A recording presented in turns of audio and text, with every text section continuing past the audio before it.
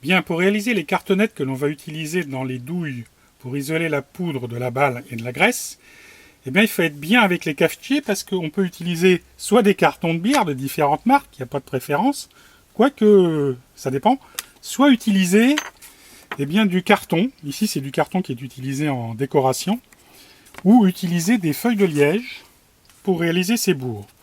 Et ensuite, ce qu'il va falloir, c'est bien sûr des emporte-pièces. Alors, il y a différents types d'emporte-pièces qui existent. On a même des emporte-pièces pour découper des patchs pour les fusils Whitworth. Et il faut s'armer d'un peu de patience et réaliser d'une manière simple avec un maillet la découpe des cartonnettes que l'on va utiliser par la suite. Alors, il est recommandé d'utiliser un bois relativement dur pour la découpe, et puis on peut utiliser bien sûr les cartons de bière, ce qu'on va faire ici. Ouais. Avec les cartons de bière, il y a une autre méthode qui existe qui consiste à faire tremper ces cartons de bière dans de la graisse afin d'avoir des bourres graissées. Ok, et ensuite il ne restera qu'à utiliser les cartonnettes quand on va arriver au bout pour les utiliser dans les cartouches. Pourquoi des cartonnettes de bière en dehors du gag?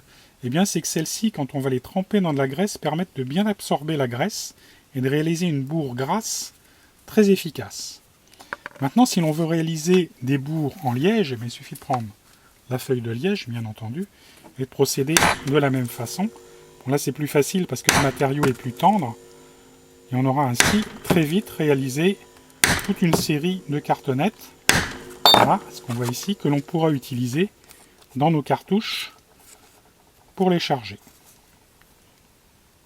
La dernière opération consiste donc à tasser au-dessus de la graisse en ayant mis une cartonnette en carton toutes les cartouches exactement à la même dimension, ce que l'on fait ici. Voilà. Et ensuite, la dernière opération va consister à mettre la balle dans la cartouche. Le jeu consistant à avoir fait des gabarits a une raison simple, c'est que si on regarde la cartouche ici, c'est la cartouche telle qu'elle doit être une fois montée. Cette cartouche-là, on a pris soin bien sûr qu'elle soit à la prise de rayure, mais pas plus. Donc ce que l'on va faire, c'est on monte la balle patchée, ici je utilise une balle patchée dans la cartouche, et on pourra vérifier par rapport à la cartouche de gabarit qu'on est exactement à la même hauteur. Utilisant les gabarits de tassement, on est sûr que l'on sera toujours à la même hauteur.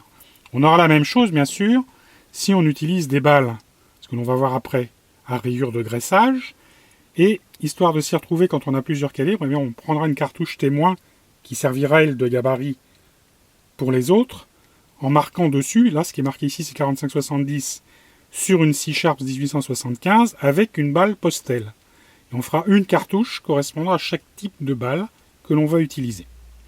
Ce que l'on va voir maintenant, c'est comment utiliser des balles graissées et comment mettre la graisse sur les balles à rayures de graissage.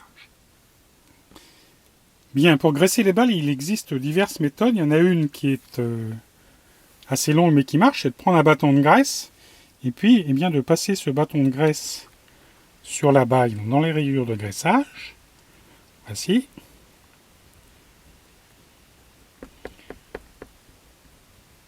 Et on fait en sorte qu'il y ait de la graisse dans toutes les rayures de graissage. Et ensuite, on passe le doigt pour uniformiser. Ça, c'est une méthode, disons, un peu barbare, mais qui fonctionne.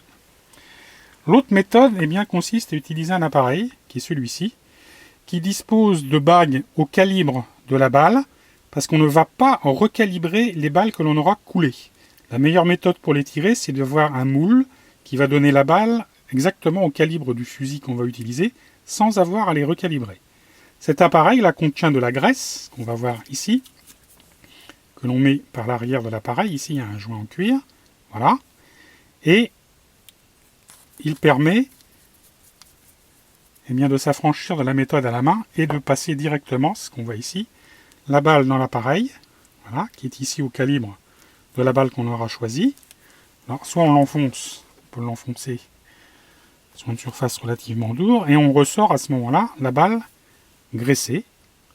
C'est le même appareil qu'on utilise pour ces balles, pour le Whitworth, mais aussi pour les balles de minier, et qui permet de graisser très vite toute une série de balles sans avoir à les recalibrer, ce qui va être la méthode la plus sûre pour avoir la meilleure précision au tir. Et une fois que l'on aura graissé toutes ces balles, et bien pareil, on n'aura plus qu'à les disposer dans les douilles, avec le gabarit qui sera fait pour les balles graissées, qui est celui-ci, pour être sûr d'être toujours à la même hauteur.